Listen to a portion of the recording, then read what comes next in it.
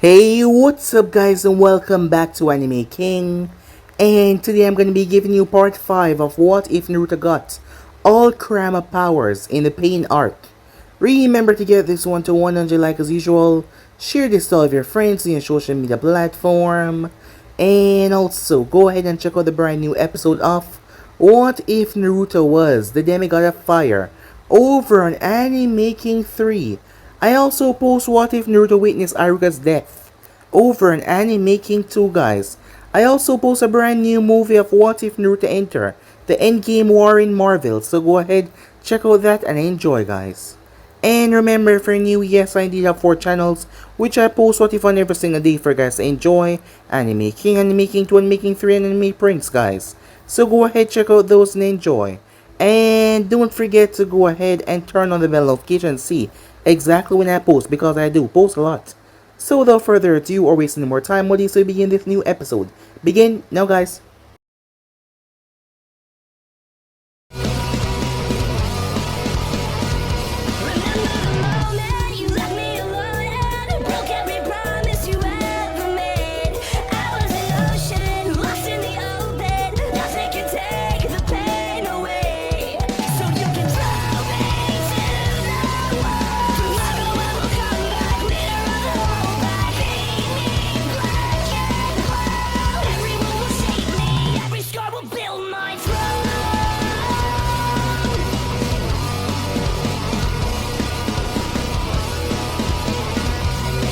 So the last part we left off, Naruto was training to improve his skills when he summoned one of his envoys, Kenta, as he decided to go into a light-little spar.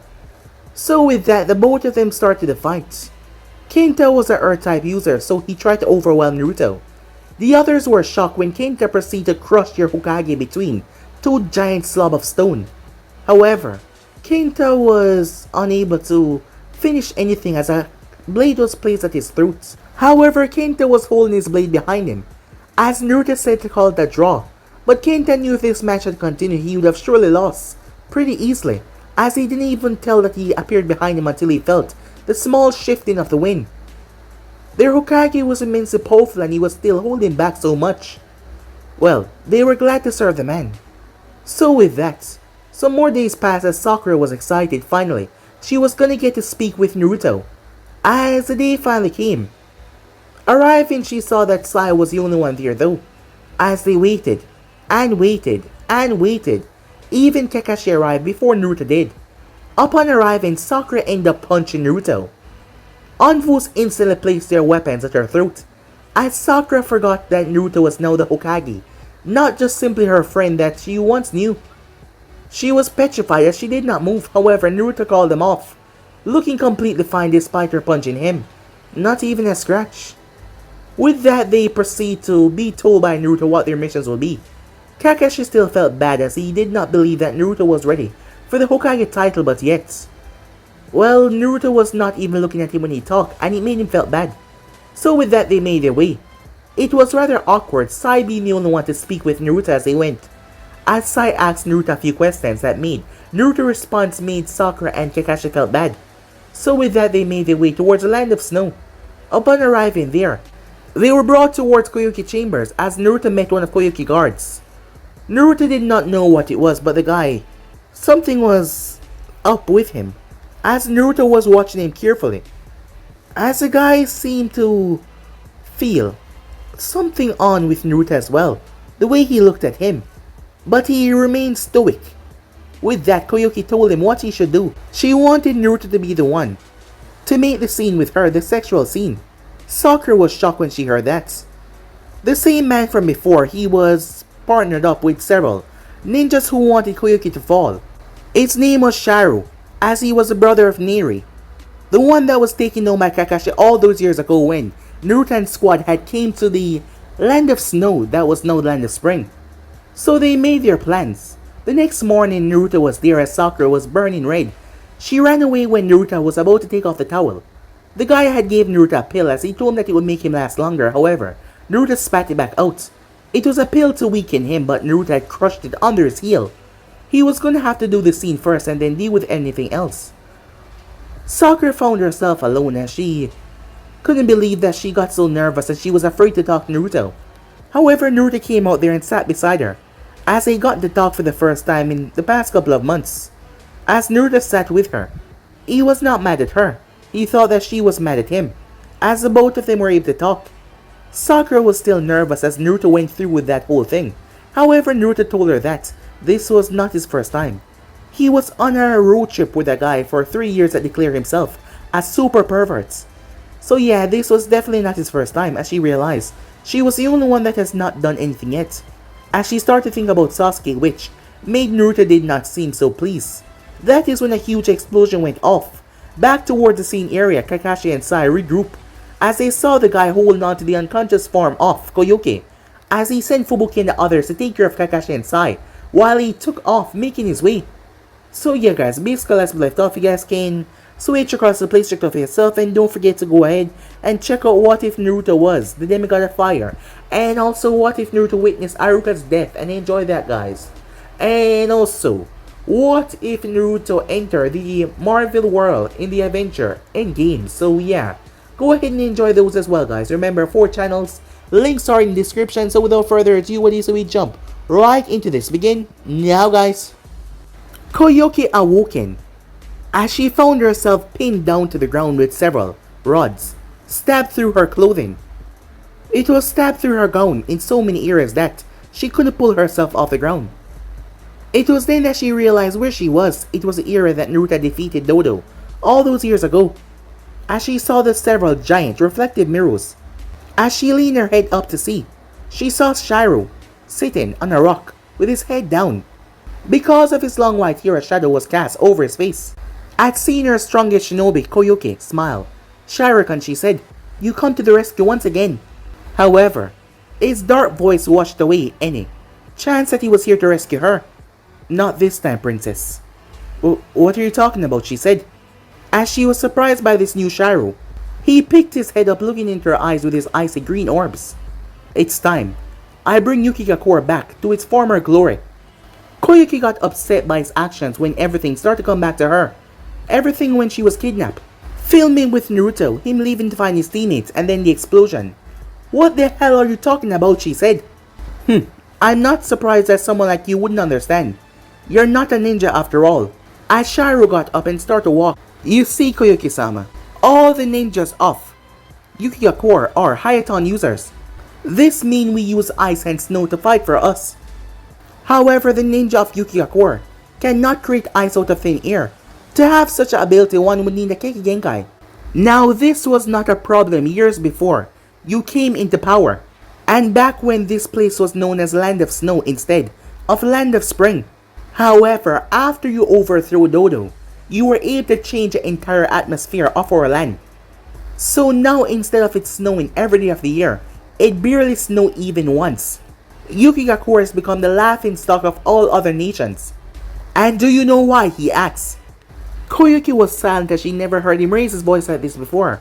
He stopped in front of the middle mirror as he glanced up towards the heavens. "It's because Yukigakure and her ninja are no longer able to use ninjutsu because there is no snow." Koyuki remained silent, yet she knew that. But no one ever complained. At least no one she knew about. "Then what do you intend to do?" she asked. He scoffed. "I have already told you, Koyuki-sama. I'm returning Yukigakure back to his former glory."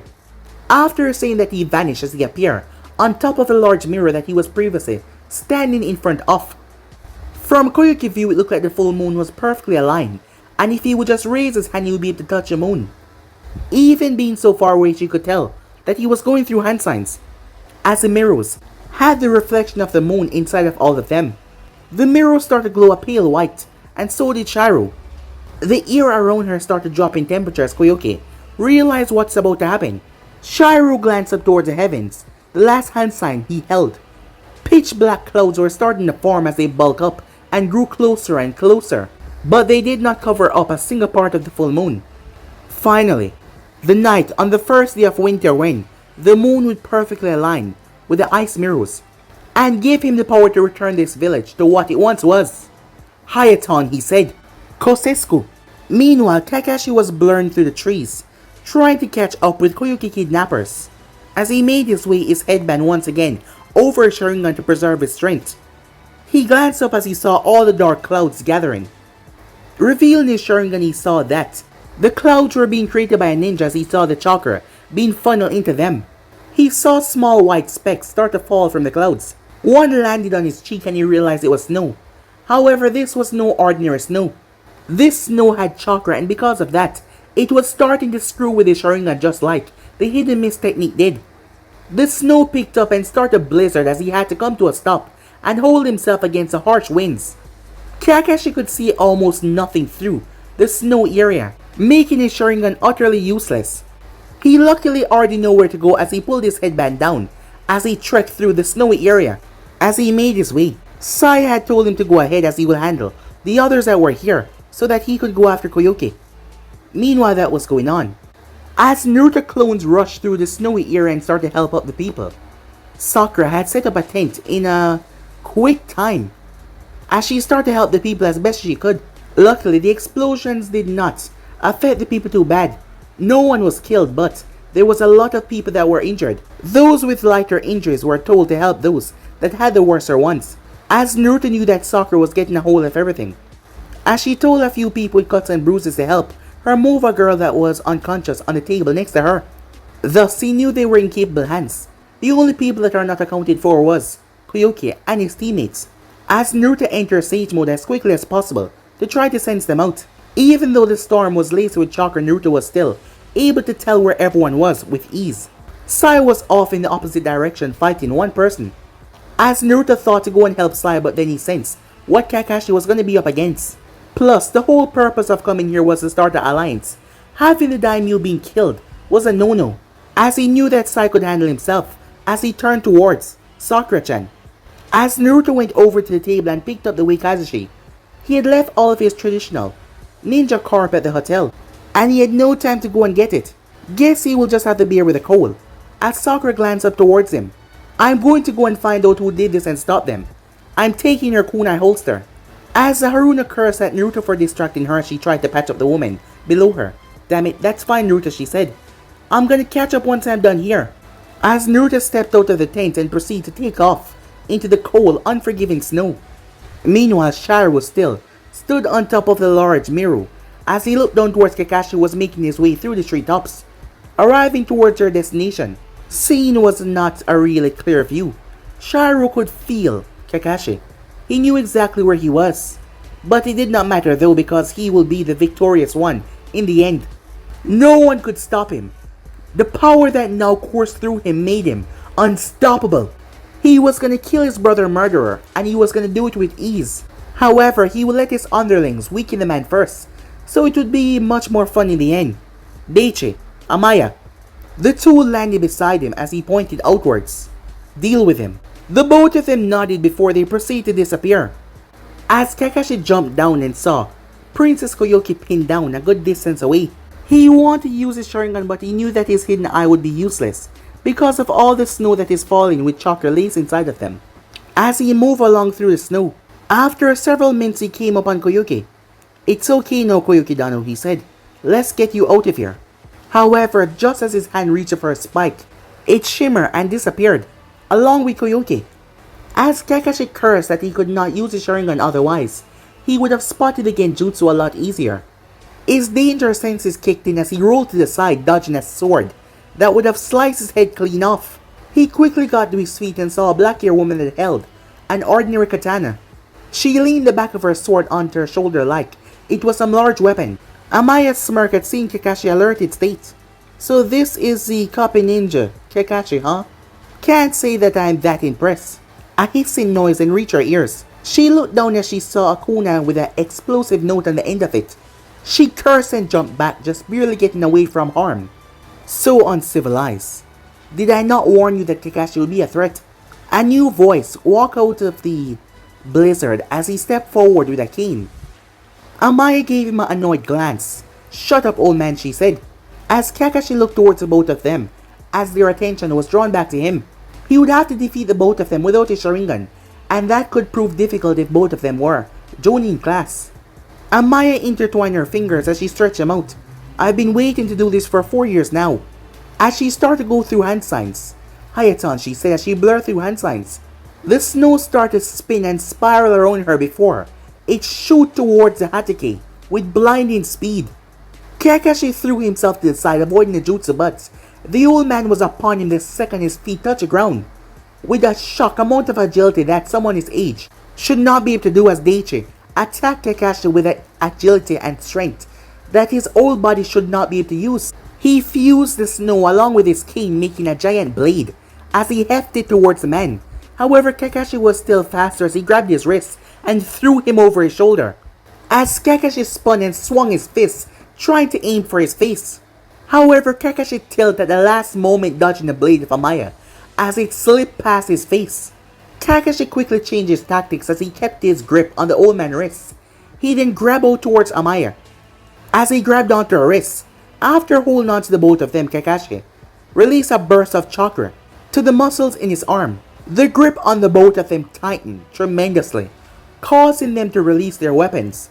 In a display of great strength, Kakashi lifted the both of them off the ground as their eyes widened. He then threw Amaya and Daichi right after her. The two were sent as they slammed into each other, sliding across the snow, landing in a heap together. The both of them fight for who to get up first. While they were doing that, Kakashi flashed through hand sign as he breathed out a flame that looked like a dragon head as it rushed towards the two snow ninjas. Both of them flashed to their feet as they saw it coming. They went through the same hand signs as he created that giant, twirling wind of snow that protected them, as it caused a massive explosion that held back the snow for a few seconds. As Kakashi stood there, the both of them were standing there completely unharmed. Kakashi was surprised by that as the old man leaned against a cane that just magically appeared once again. As Amaya smirked towards him. Surprise? Like I said, I'm not impressed, Amaya said to Kakashi. As Daichi scoffed at her words, oh hush. You know for a fact if it wasn't the both of us that performed the jutsu, either one of us would have been roasted. She sent him a glare. Shut up, old man, she yelled. So uncivilized, said Daichi, as he stepped past her, moving towards Kakashi. Amaya had never seen Daichi take the initiative in a battle, so seeing him do this made her silent. As he spoke, stay back and act as support. Excuse me, she said. The old man was not Sharu. She was not scared enough to take orders from some elderly old man. Daichi looked over his shoulder, about to give her another piece of his mind until he heard birds chirping as he leaped out of the way. However, Kakashi was a bit faster as he sliced right through the right arm of his armor, destroying it. But there was no damage done to the body. The armor was really thick. Kakashi thrust his arm forward, aiming for the girl, as she was right behind Daichi.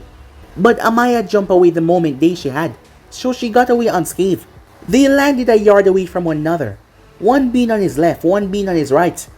Kakashi deactivated his lightning blade. Normally, he wouldn't have used the move without a Sharingan, but the two were in a line, and they were talking to one another. They found it hard to work together, and that almost cost them their life. The both of them noticed his disadvantage of being in the center. They flashed through hand sign rather quickly. Both of them used the same technique as bullets of snow shot from the ground towards Kakashi from both sides.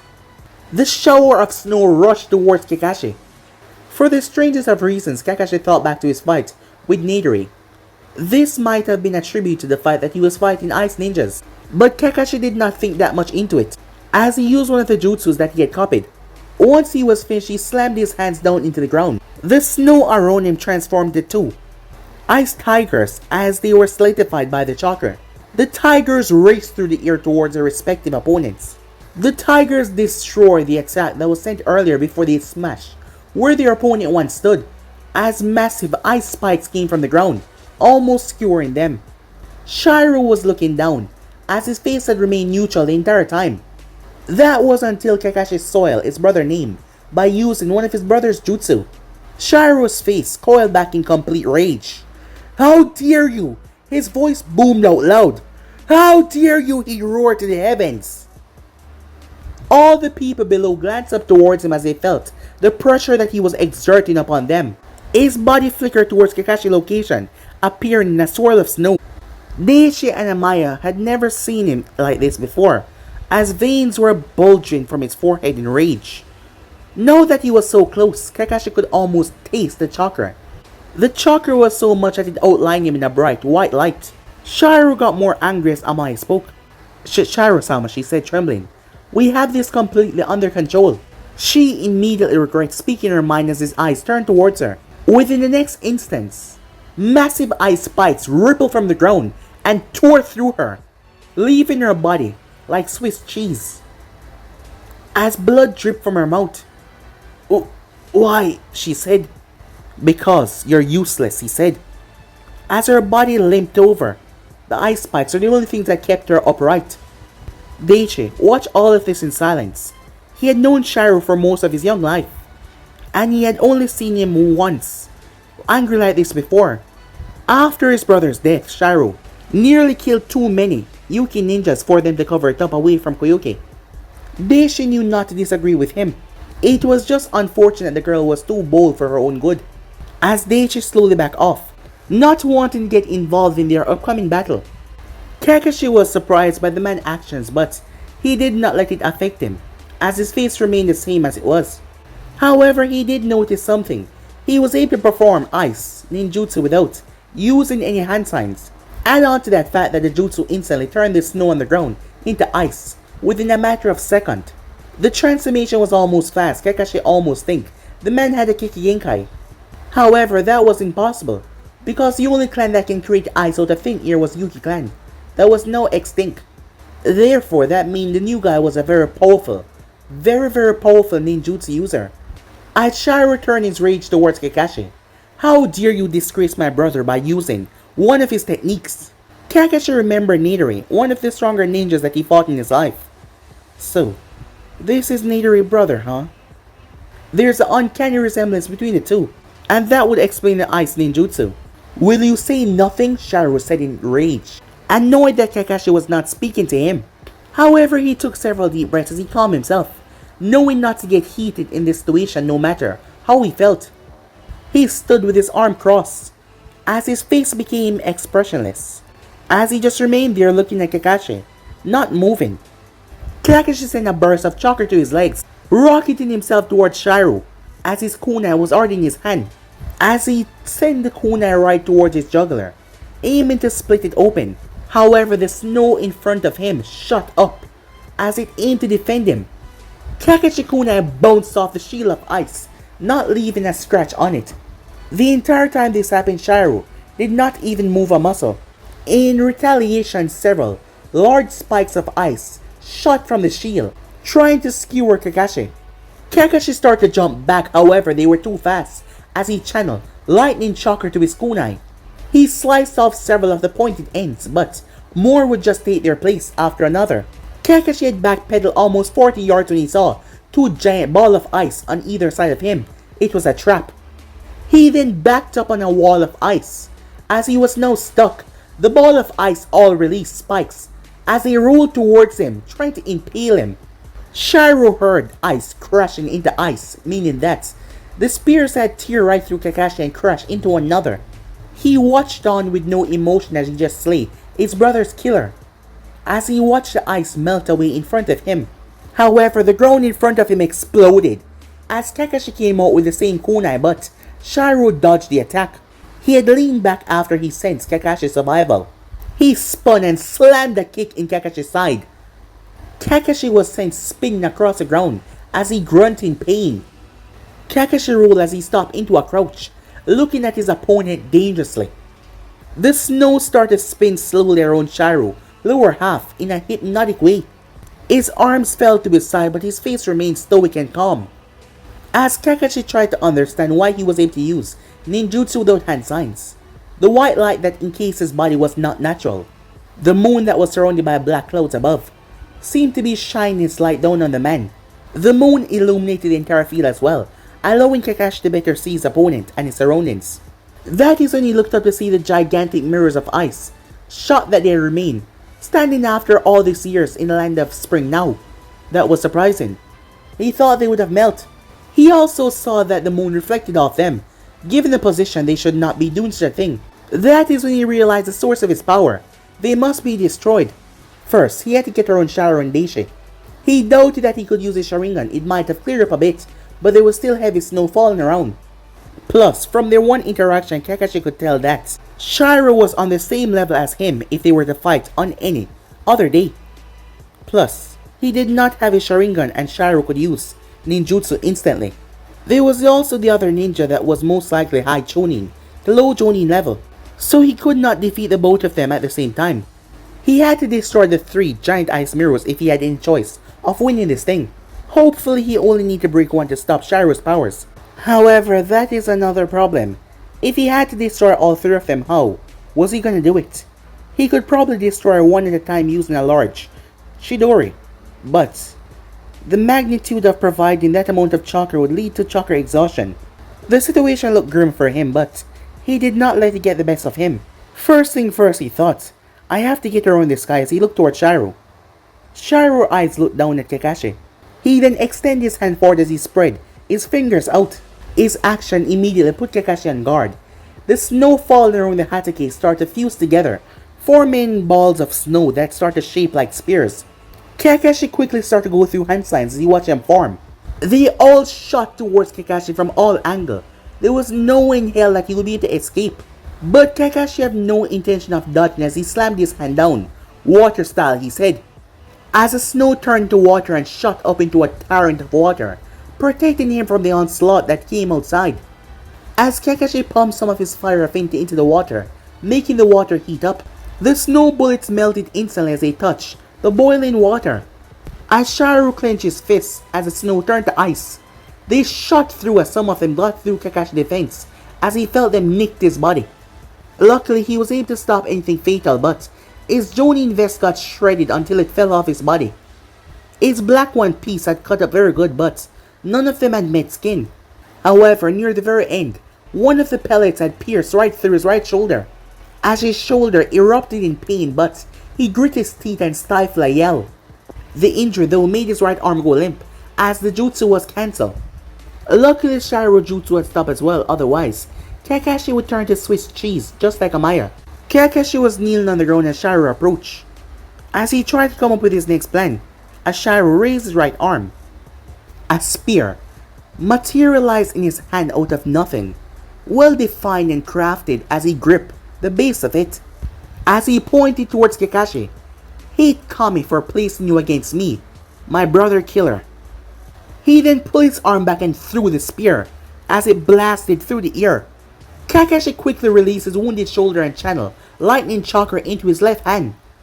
As he slammed his Chidori right into it, however, the thing dissolved in an instant the moment it made contact.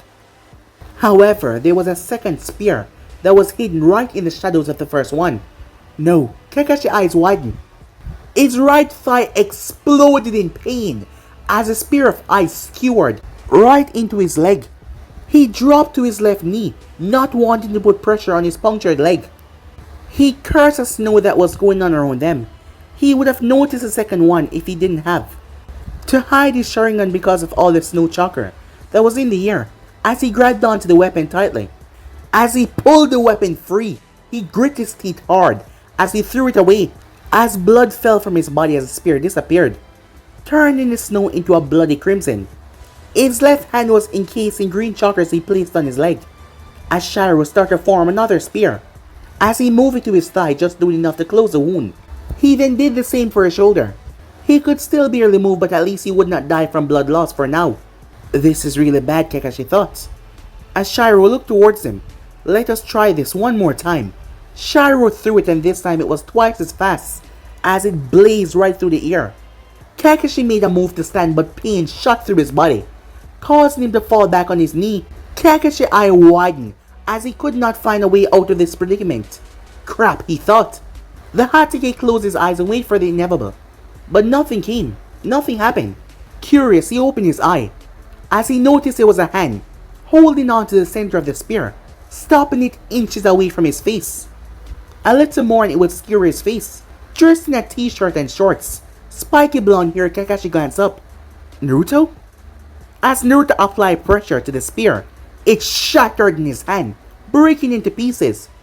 Sharu's eyes widened as he didn't expect to see him here. However, he calmed himself. This man was not a match for him. That's strange. You should be brain dead by now.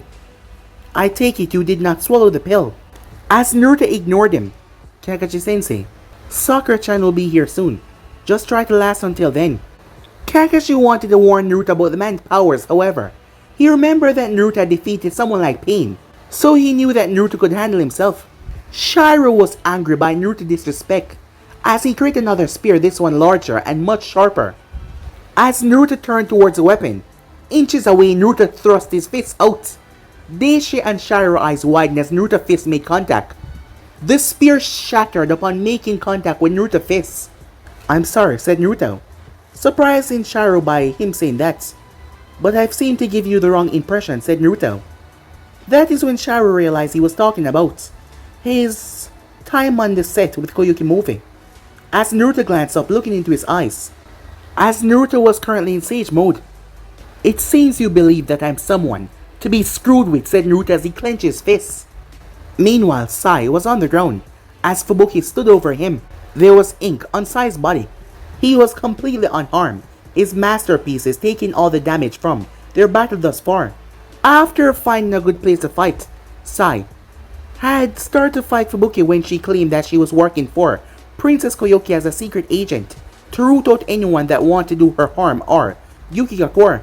Sai was not so easily swayed. He attacked her and she was quickly overwhelmed. That was until a snowstorm came. The tides immediately changed as she used the snow to make quick work of his ink techniques. To prove to him that she was on his side, she made sure to only destroy his artwork.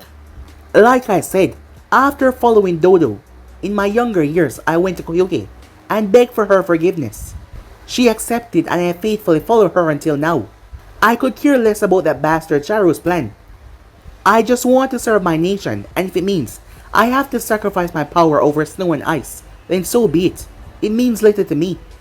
As Sai got up looking at her, making her cheeks puff as she clenched her fist, "You know, I could have just frozen your ass, right?" All of Danzo's teaching told him to kill her, but he wondered what Naruto would have done in this situation. "Okay," said Sai. "Good," she said. "Where to now?" asked Sai. "We have to save Koyokidano, and then we can deal with Sharu. He's a lot stronger now that he has the power of the moon. But if we have enough people, I know a way that we can stop him." "Lead the way, tomboy," said Sai. Fubuki clenched her teeth and fists, but she refrained from saying anything. "Meanwhile, those are some strong words," Sharu said. "Even with the power of the moon, he was able to break my ice. He has inhuman amount of strength. So this is the power of the 6 Hokage. How frightening." However, he body flickered in super speed behind Naruto. The only indication that he moved was a flicker of the snow. Power does not mean anything. But to his surprise, Naruto was not in front of him. He then heard a voice behind him. "You seem to have misheard me." Sharu created an ice wall immediately. However, Naruto's fist bulldozed right through it and smashed right in his back. Sharu was blasted across the field as the snow then catched him and placed him down gently. As Naruto looked towards his fist that just connected with Sharu's back, ice particles were falling from his fist. When he punched him in the back, it felt just as hard as ice.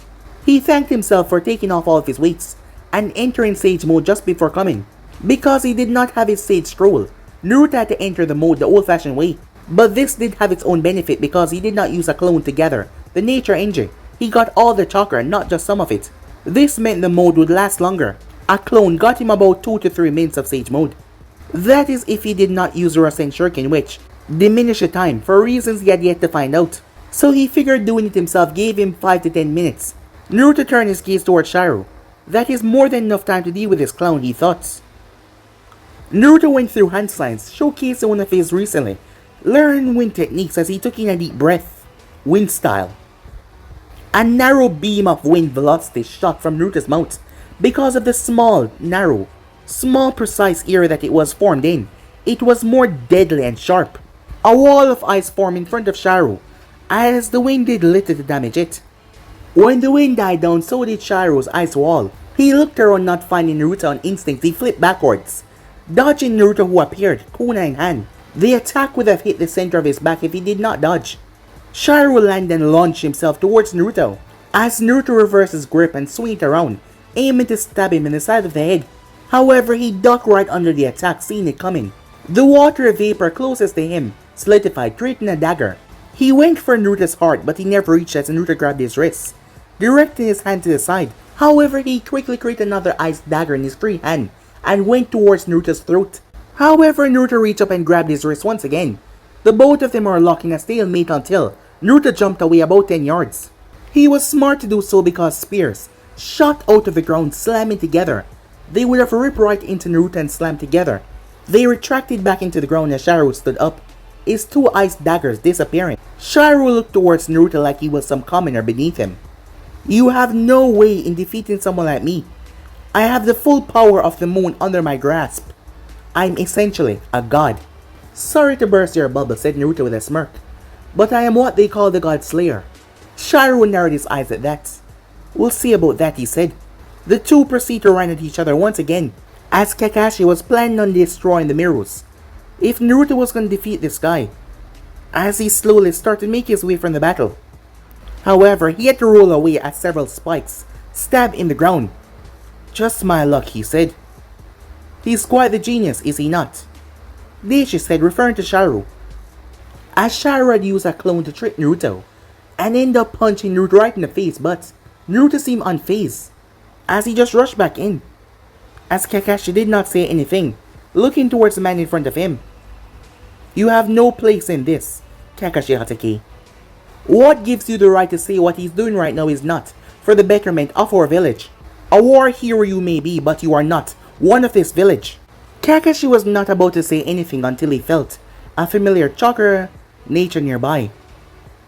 So he decided to keep the person occupied. It seems the man did not sense it, as Kakashi brought his hand up to his face. As Daishi created another long blade, as Daishi rushed forward, that is when the pink-haired girl landed right in front of him. However, he didn't stop as he plunged his blade into her stomach. So uncivilized, he said. But after stabbing her, he noticed her body start to shimmer. It was fake. That would be his last thoughts. It was a genjutsu.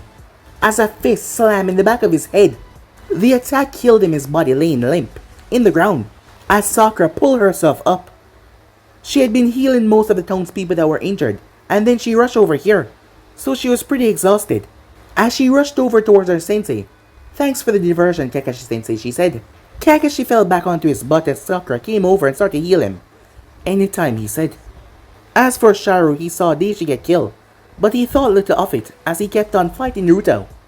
As for Naruto, he was having some problem. The bastard was just as fast as him.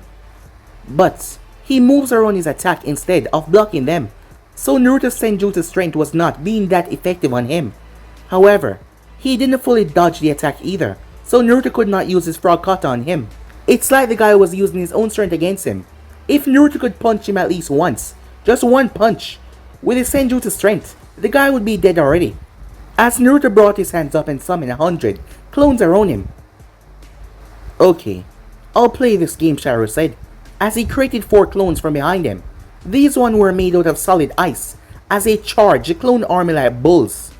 As Naruto clones started to pop and be destroyed, the real Sharu had snuck behind Naruto, as Naruto stood there pretending like he did not know that he was right behind him.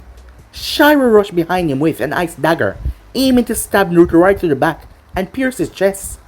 As Naruto turned as Sharu smirked, it's only natural that the real one stay out of harm's way, as he stabbed Naruto right in the chest. Poof! Naruto went up in smoke. The real Naruto appeared as Sharu turned. A fist slammed into his face. However, his body exploded into ice. As the real Sharu appeared behind Naruto. However, you seem like someone that would use his clones to trick the enemy, Sharu said, as he slammed the dagger right through Naruto's back. Sharu watched as the body fell down to the ground face first. All Naruto clones started to poof away and disappeared. However, to his shock, the Naruto on the ground in front of him poofed away. Boom! The real Naruto appeared and slammed a fist across his face. The force blasted him several meters away. However, Naruto looked toward his fist. Something was wrong. Sharu picked himself up. The sound of cracking ice reached Naruto's ears. Sharu turned and his face was cracked. That is when Naruto noticed. Impressive, Sharu said, as the rest of his face broke off to reveal the same impassive face underneath. I can't remember the last time someone made me break my ice armor. Oh, I see. So this sky body is protected by ice, just like Gaara was, Naruto thought to himself. Shall we continue, Sharu said. Damn it, he thought. I have to end this soon or his friends would destroy the mirrors. Elsewhere, Sakura and Kakashi were near the towering mirrors. Sakura had done her best patching up Kakashi. He was still sore and low on chakra, but he could walk again. Sakura intended to go and help Naruto, but Kakashi told her what Sharu was capable of, so they had to destroy these before intend to help him. However, they did not know of Naruto transformation mode. They did not know that Naruto was holding back majority of his strength. So much in fact that he could end this fight already, but he was not using his transformation mode. So they thought the fight was equal, but it was far from it. They spotted the unconscious Kyuubi near the middle mirror. They made sure that she was alright before they turned their attention towards the gigantic mirrors around them. As Sakura rushed forward, before Kakashi could say anything as she threw her fist out. However, the mirror rippled. It seems like a water substance. But nothing happened. Sakura looked towards her fist in shock. Over the side, Sharu leaped away from Naruto. They're going after the mirrors already. Damn it, he thought to himself. As he was angry. Everything that he did, the Uzumaki just keep on getting back up. It didn't matter how much time he strike him. Damn it, he thought to himself. And he could not disengage because he could not put him down. Back with Kakashi and Sakura, they were trying to figure out a way to destroy the mirrors. That is when Fubuki arrived. As Kakashi told Sakura that she was an enemy, Sakura rushed forward as Fubuki looked towards her. She waved her hand, wait! However, Sakura was already aiming her fists. Fubuki dodged at the last moment, but Sai was right behind her, innocently smiling. Hi Sakura, he said. Sakura's fist made contact with Sai. However, at the last moment she had pulled her punch, to make sure that it would not be fatal. Sorry Sai, said Sakura. Sai was still smiling, but several of his teeth were missing, and one of his eyes was twitching. As he stood there, oh, it's alright pig, he said. Sakura let the name slide this time for her actions. As she turned towards Fubuki, why are you with him, she said. As Sai spoke for her, looking normal once again. She's working for Koyuki Dano. The two nodded, but they did not fully believe it. Koyuki Dano, Fubuki rushed over towards her and canceled the genjutsu that was on her. Koyuki looked around before she saw. Fubuki-chan, she said. Yes, it's me, said Koyuki. As the both of them embraced. Wait a minute, Sakura said. Didn't me and Sasuke can kill you? As she remembered their first trip here. As Fubuki helped Koyuki up. You almost did, she said. Several Yukigakure ninjas found me and brought me back to be treated. After I heard that Sasuke and your friend over there defeated Dodo, I figured that it's time to turn over a new leaf. I pledged myself to Koyuki Dano, and I've been working as an informant for her since then. However, Sharu never trusted any of us, so I had to stop contacting Koyuki Dano over a month ago. That is why she didn't know that Sharu would start his rebellion today. Hell, I didn't even find out what day it would be until a week ago, and I was the closest to him out of the three of us. Wait, but if you knew that he rebelled, why didn't you just capture him before he did anything? That's because he's the strongest ninja that Yuki has. Even though his height and abilities, no one could hope to stop him. Plus, by that time he already had Deisha and Amaya, who were close second to him, wrapped around his finger. If they know they had been discovered, it would have been pandemonium for all of the village. So this was the real reason why you requested that Naruto came here. So you had someone strong enough to deal with Sharu. As Fubuki snarled away, the Hatake was speaking to her daimyo. But Koyuki spoke up. No, I would never. I just wanted him to be the one in my movie, I swear. Like she said, I had no idea that he would attack. You got to believe me, she said. Kakashi did not like when people tried to use him or his friends. However, from the tone of her voice, I believe you, he said. So what now? Sai asked. It was then that Fubuki told them that you had to attack them all at once. These ice mirrors were created by the first settlers that came here from Kiri decades ago. They were actually built as a means of defense. When activated, they can trap the power of the moon and reflect it on an individual or a group of individuals. This is allowing Sharu to control the weather and enhancing all of his abilities. Our village stopped using them long ago, so the way to use them was lost. However, Sharu figured it out. Luckily, the settlers that came here figured a way to stop it in case someone decided to misuse the powers. I was fortunate enough to come across it when I was looking through one of his journals. By themselves, they are indestructible. They are each filled with enormous amount of chakra. They can channel chakra to one another to have one of them filled with at least a bit worth of chakra. However, attacking all three at once caused the mirror system to go haywire because they don't know where to send the chakra. This caused friction and will destroy the mirrors. Sounds easy enough, said Sai.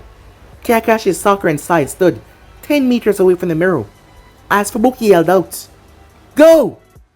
as Kakashi charged a lightning blade.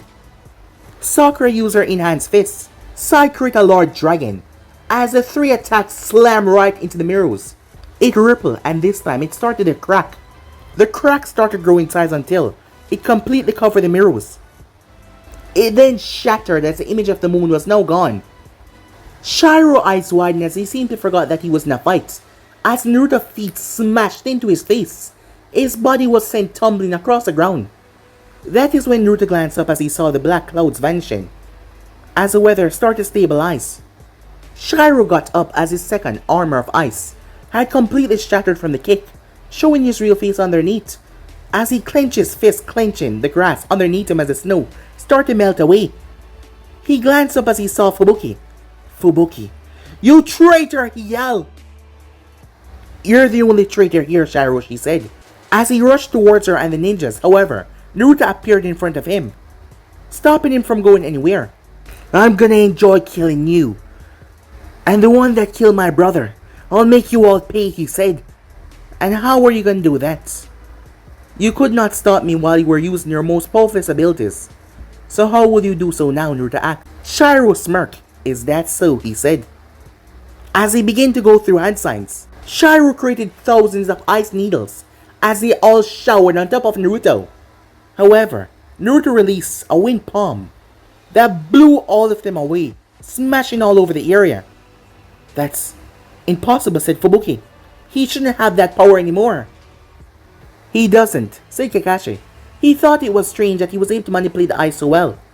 "He has a Kikigenkai, but that's not possible. I've seen him use ice jutsus. How is that?" Kakashi interrupted her. "He's most likely been keeping the secret for the just in case, like right now," he said. "Come on, we gotta help Naruto," said Sakura. "No, I'll handle this," said Naruto.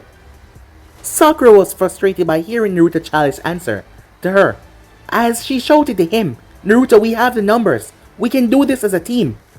"I said, I'll handle this," said Naruto. His Senjutsu chakra had run out, as his eyes revert back to normal. He did not want them to join in. Sharu was very strong and dangerous, and Kakashi would probably get in the way with his current state, as Naruto did not fully work out all the kinks with his new awakening mode, which he didn't want to use yet until he had it completely under his control. The less questions people asked, the better. But Sakura was still insistent. "But that's an order," he said. Sakura was shocked, never expecting Naruto to say that. She quieted down. She was a Chunin and he was a Hokage after all.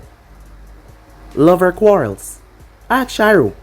"I wish," said Naruto, as he stepped forward. "No reason to fret," Sharu said. "I'll make sure the both of you fight all you want in the afterlife." "One question before we begin," said Naruto. "Well, I see no reason. Answering the question of a dead man," Sharu said. "What is it?" he asked. "You must have a Kikigenkai, seeing that you can manipulate ice so well." Sharu gave him a look to say, "Of course." "So tell me, are you from the Yuki clan? Seeing that they're the only ones that can use ice to this degree. Well, who do you think were the ones that founded Yuki Gakure?" "Come on now, Yuki clan. Yuki Gakure," he said. Fubuki and Koyuki already knew their village history, so they were not surprised. But the Konoha ninjas were. A little over 100 years ago, before the Bloodline Limit massacre, a few Kirin ninjas from the Yuki clan migrated over here. They took up residence and made a home for themselves that would one day be known as Yuki Gakure. They knew that there would be those that would try to destroy their peace, so the strongest of the clan merged together and created those ice mirrors that your team just destroyed. Their ability to harness the moon power kept invaders out of their village for decades to come. Over the years, the Kikigenkai slowly receded and became dormant. After about 50 years of living in peace, there was no trace of the Bloodline Limit to be found. They could still manipulate snow and ice, but only pre-existing one. 10 years after that, they found Yuki Gakure. 20 years from then, me and my brother was born, and the Yuki bloodline resurfaced in me. My brother and I were the only two to ever know about it, and I kept it a secret until now. That's quite a story, said Naruto. However, there's one thing I don't get. Why are you fighting against your own village? It doesn't sound like you hate it or want revenge on it. He scoffed. I could give a damn about this village. It was my brother's dream to one day rule this village and make it as strong as one of the Great Five. However, he stupidly followed Dodo to his death. My brother was the only one that understood me, and I loved him. So because of that, on his deathbed, I promised him I would make his dream a reality. If I have to destroy this village to rebuild it in my image, then so be it. As the both of them realized the conversation was done, they flew towards each other with amazing speeds as they started to clash. As Naruto was no longer in his Sage mode as he was fighting him without any enhancements.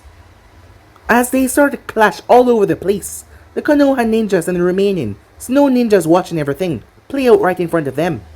As Naruto flashed Johan's sign, wind style Deitapa. Sharu cursed as he was blasted across the field, slammed across the ground as he got up. He panted. I will not lose to you, he said, glaring up at Naruto. As Naruto was happy with himself. This was his regular state. He was not using Sage mode or his activation mode, and yet he was holding his own against a Jonin with a powerful Ice Cake Genkai, and he had a lot of control over it. Somewhat greater than Haku, seeing that Haku died too early. However, this guy had trained with it for a long time, and was immensely powerful, and yet Naruto was actually holding his own, and not even getting that much damage, and he was in his normal state. His training was paying off big time. Sharu wasted no time as he created his ultimate jutsu. Naruto recalled this from his fight with Haku as ice mirrors surrounded all of them. Sakura remembered this, as she quickly made her way down there. However, Kakashi grabbed her before she could go off too far. What are you doing? We need to help him. Sakura, Naruto ordered for us to not interfere. His word is final. Sakura clenched her teeth. The fact that Naruto was Hokage and he gave them such a stupid order angered her. Naruto, she cried out, if you die, I'll never forgive you. Meanwhile, Sharu attacked Naruto by the hundreds. However, it was just one. But he used the reflective surface of the mirror to make it seem like it was a lot of him. It's alright to tremble in despair. This is the ultimate technique. Please. I've seen this before. It's nothing special. Oh, I see. So you had contact with another Yuki member. I'm surprised you're still alive. But I'm sure you never seen it like this before though. Him and his copy said one word. Stabilize. The mirror started to connect to one another and turned into a giant dome. There was no more escaping, no more way out. It's over, Hokage. I'll put you down right here and now. As Naruto looked around, so no one can see us, he said. As Sharu materialized himself. Well then, the fight is truly over, said Naruto. Meanwhile, the coalition from Konoha and Fubuki and Koyuki felt a sensation. As Sai, Sakura and Kakashi felt it when Naruto felt pain, it washed over them. The place felt like it was swallowed, like it was being devoured. It was then that they felt it. An explosion. The ice box suddenly exploded. All of them glanced down to see Naruto in the dead center, holding Sharu by the throat.